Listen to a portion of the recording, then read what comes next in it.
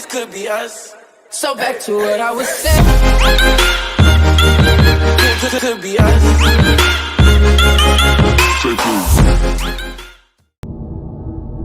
Здорово, задрот. Сегодня такая хоррорюшка, как Dagon называется. Начинаем. Погодите, настрой звук.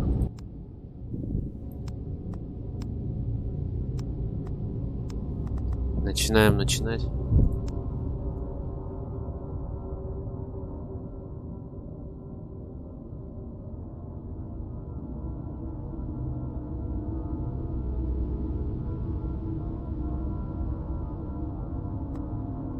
I am writing this under an appreciable mental strain, since by tonight I shall be no more.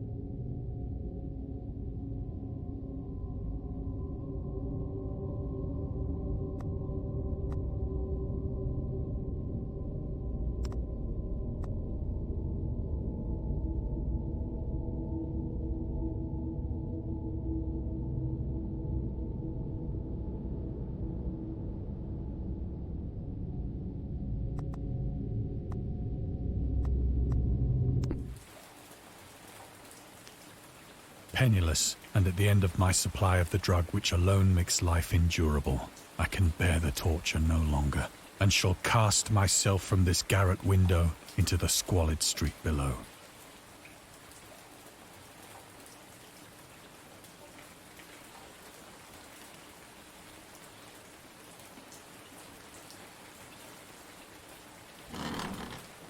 Do not think from my slavery to morphine that I am a weakling or a degenerate.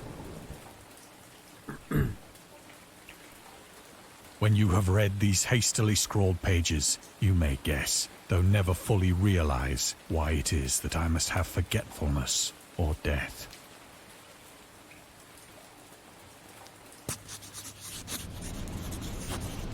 It was in one of the most open and least frequented parts of the broad Pacific that the packet of which I was supercargo fell a victim to the German sea raider.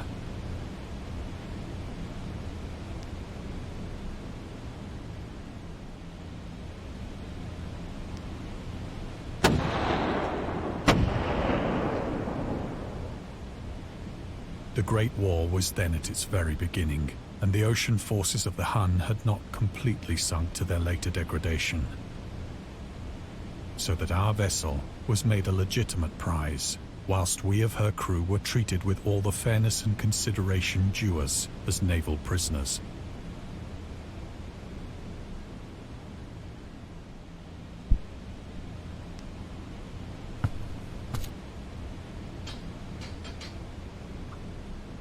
So liberal, indeed, was the discipline of our captors, that 5 days after we were taken, I managed to escape alone in a small boat with water and provisions for a good length of time.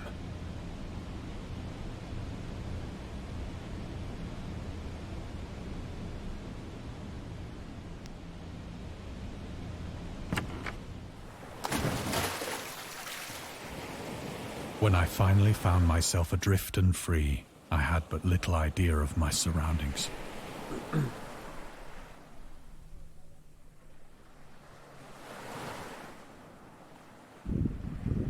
Нормально так небо прорисовал. Never a competent navigator, I could only guess vaguely by the sun and stars that I was somewhat south of the equator.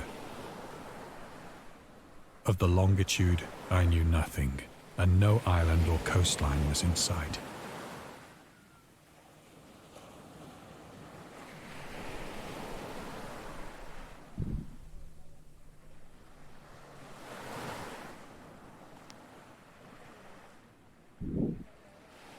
The weather kept fair, and for uncounted days I drifted aimlessly beneath the scorching sun, waiting either for some passing ship or to be cast on the shores of some habitable land.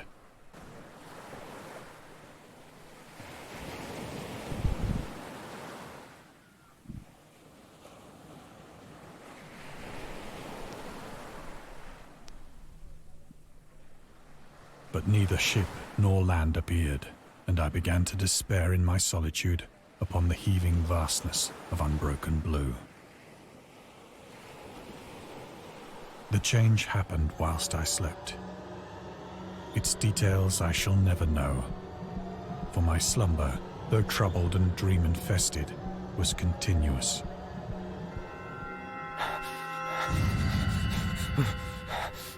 Это где он, блядь, оказался?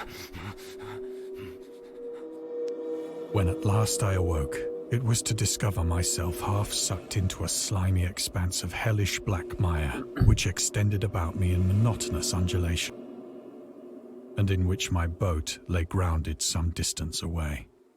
Though one might well imagine that my first sensation would be of wonder at so prodigious and unexpected a transformation of scenery, I was in reality more horrified than astonished. For there was in the air, and in the rotting soil, a sinister quality which chilled me to the very core. The region was putrid with the carcasses of decaying fish, and of other, less describable things which I saw protruding from the nasty mud of the unending plain. Perhaps I should not hope to convey in mere words the unutterable hideousness that can dwell in absolute silence and barren immensity. There was nothing within hearing, and nothing in sight, save a vast reach of black slime.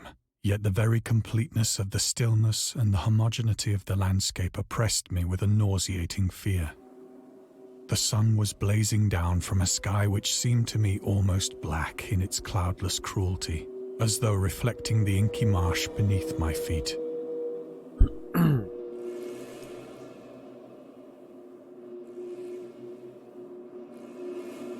Чё?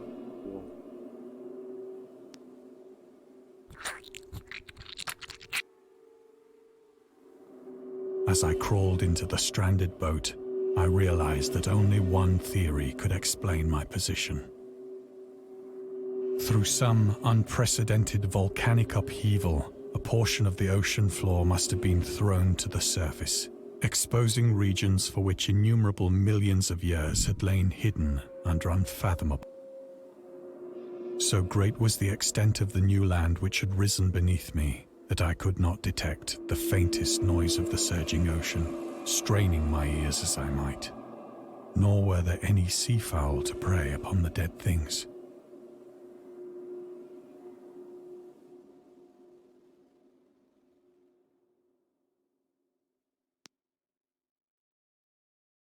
For several hours I sat thinking or brooding in the boat, which lay upon its side and afforded a slight shade as the sun moved across the heavens. As the day progressed, the ground lost some of its stickiness and seemed likely to dry sufficiently for traveling purposes. That night I slept but little, and the next day I made for myself a pack containing food and water, preparatory to an overland journey in search.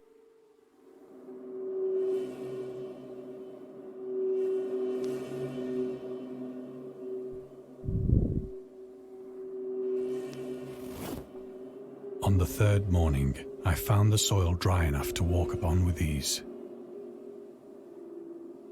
The odor of the fish was maddening, but I was too much concerned with graver things to mind so slight an evil, and set out boldly for an unknown goal.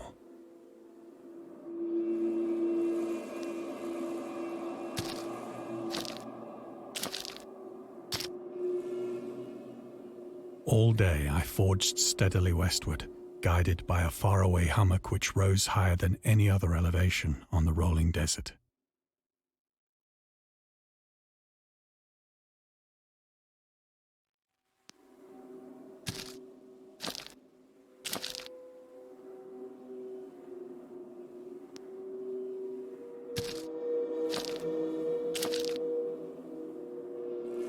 That night, I encamped, and on the following day still travelled toward the hummock, though that object seemed scarcely nearer than when I had first espied it.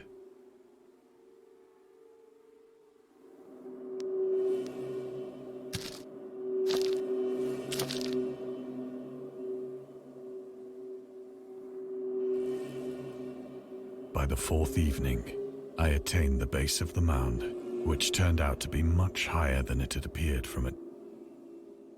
An intervening valley setting it out in sharper relief from the general surface. Too weary to ascend, I slept in the shadow of the hill. I know not why my dreams were so wild that night, but ere the waning and fantastically gibbous moon had risen far above, I was awake in a cold perspiration, determined to sleep no more. Such visions as I had experienced were too much for me to endure again. And in the glow of the moon I saw how unwise I had been to travel by day. Without the glare of the parching sun, my journey would have cost me less energy. Indeed, I now felt quite able to perform the ascent which had deterred me at sunset. Picking up my pack, I started for the crest of the eminence.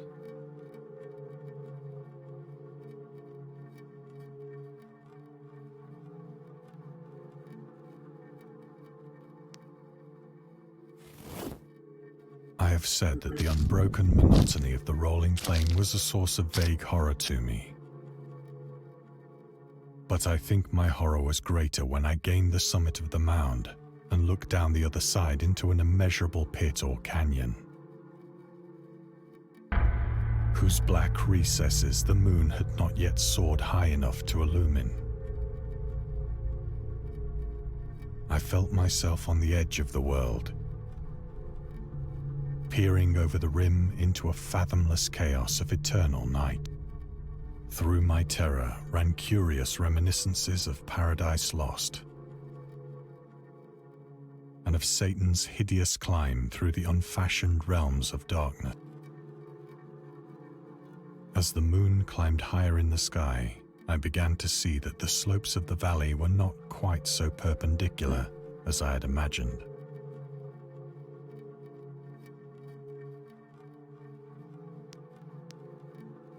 Ledges and outcroppings of rock afforded fairly easy footholds for a descent, whilst after a drop of only a few hundred feet,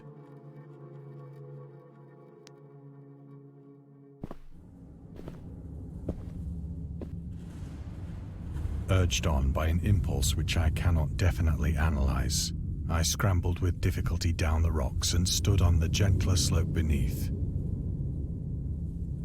gazing into the Stygian deeps, where no light had yet penetrated. All at once, my attention was captured by a vast and singular object on the opposite slope, which rose steeply about 100 yards ahead. An object that gleamed whitely in the newly bestowed rays of the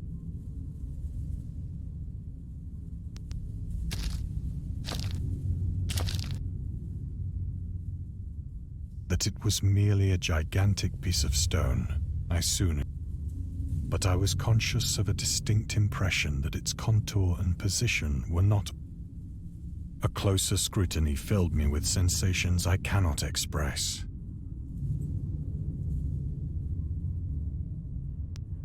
For despite its enormous magnitude and its position in an abyss which had yawned at the bottom of the sea since the world, I perceived beyond a doubt that the strange object was a well-shaped monolith, whose massive bulk had known the workmanship and perhaps the worship of living and thinking creatures.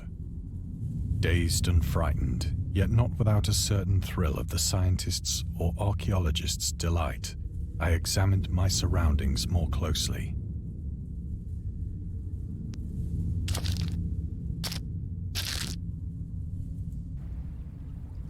The moon, now near the zenith, shone weirdly and vividly above the towering steeps that hemmed in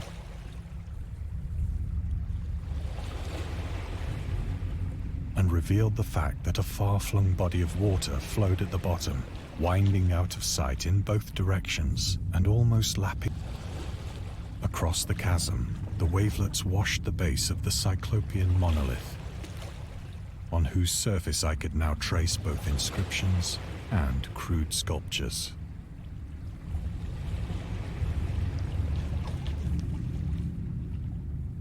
The writing was in a system of hieroglyphics unknown to me and unlike anything I'd ever seen in books, consisting for the most part of conventionalized aquatic symbols such as fishes, eels, octopi, crustaceans, mollusks, whales, and the like. Several characters obviously represented marine things which are unknown to the modern world, but whose decomposing forms I had observed on the ocean-risen plain. It was the pictorial carving, however, that did most to hold me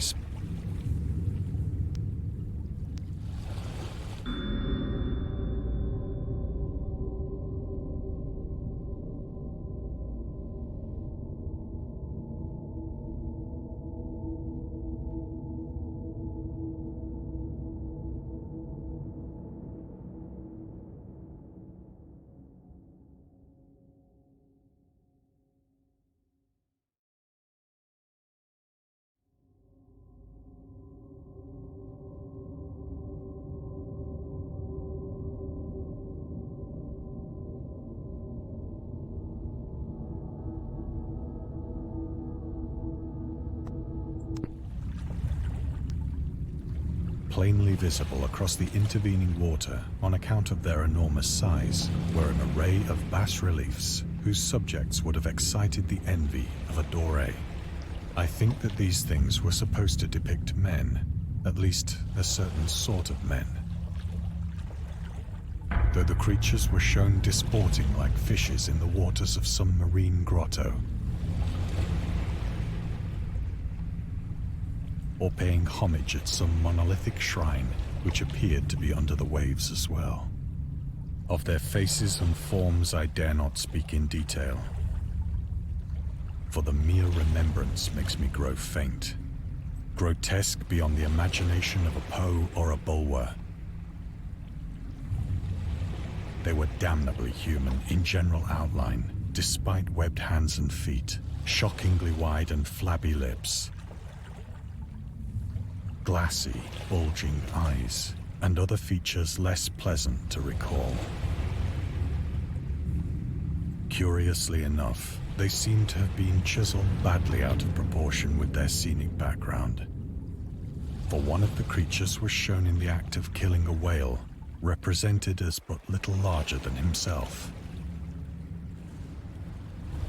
I remarked, as I say, their grotesqueness and strange size, but in a moment decided that they were merely the imaginary gods of some primitive fishing or seafaring tribe.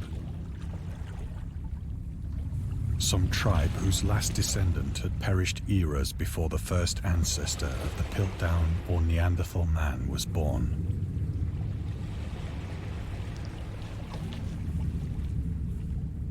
Awestruck at this unexpected glimpse into a past beyond the conception of the most daring anthropologist, I stood musing whilst the moon cast queer reflections on the silent channel before me. Then, suddenly, I saw it. With only a slight churning to mark its rise to the surface, the thing slid into view above the dark waters. Vast, Polyphemus-like and loathsome, it darted like a stupendous monster of nightmares to the monolith, about which it flung its gigantic scaly arms, the while it bowed its hideous head and gave vent to certain measured sounds. I think I went mad then. of my frantic ascent of the sloping cliff, and of my delirious journey back to the stranded boat, I remember.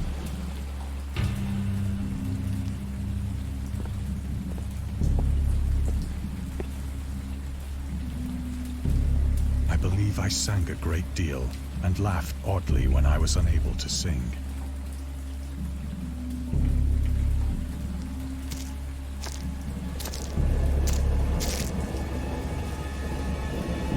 I have indistinct recollections of a great storm sometime after I reached the boat. At any rate, I know that I heard pearls of thunder and other tones which nature utters only in her wildest moods.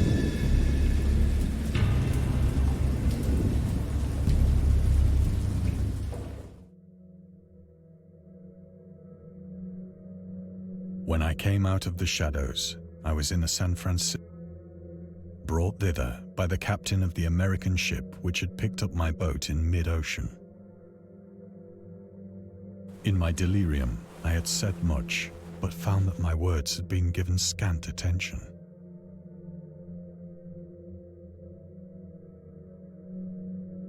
Of any land upheaval in the Pacific, my rescuers knew nothing. Nor did I deem it necessary to insist upon a thing which I knew they could not believe.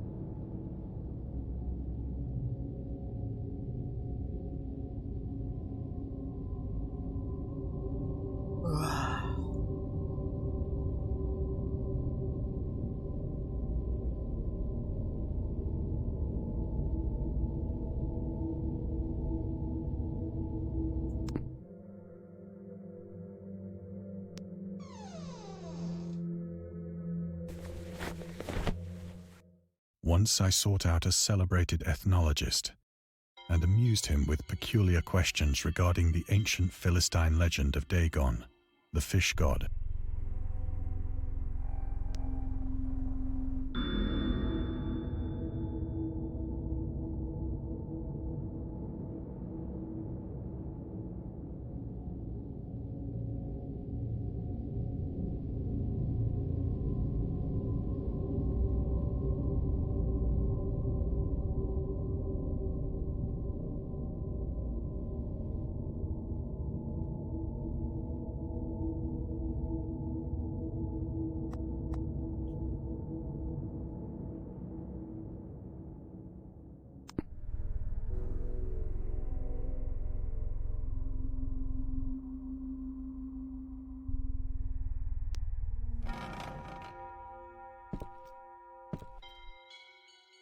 But soon perceiving that he was hopelessly conventional, I did not press my inquiries.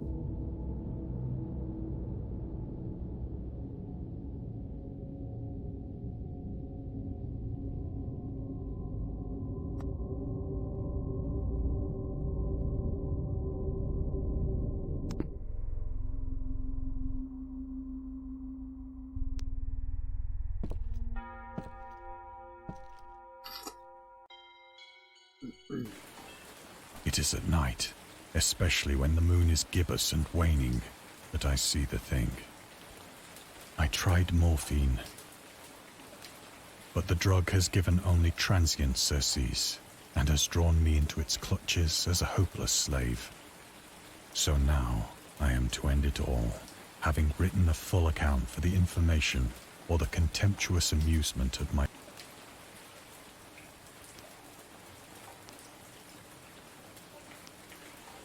Самоубийца решил, короче.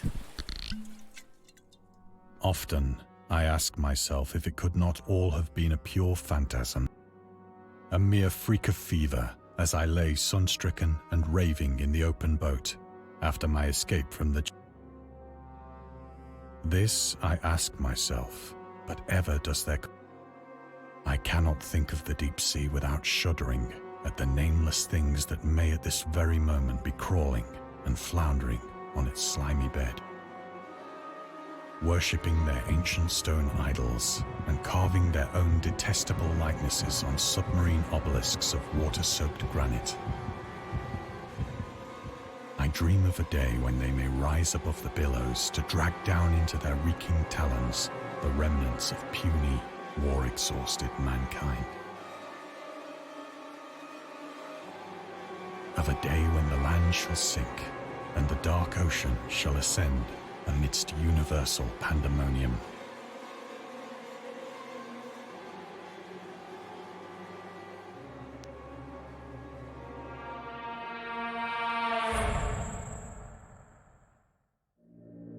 The end is near.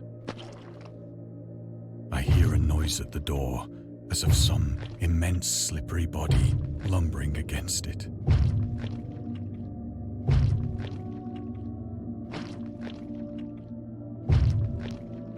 It shall not find me.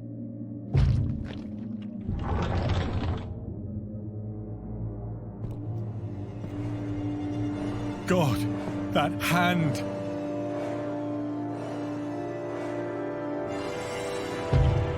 The window! The window!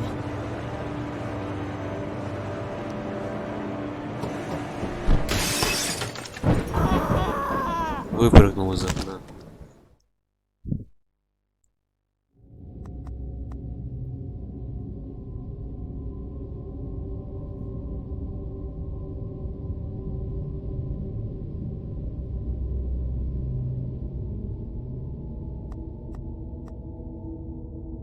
Ну, вот такая вот хоррорюшка. Ну, не очень страшная, конечно. Да и вообще не страшная. Чисто почитать. Всем пока.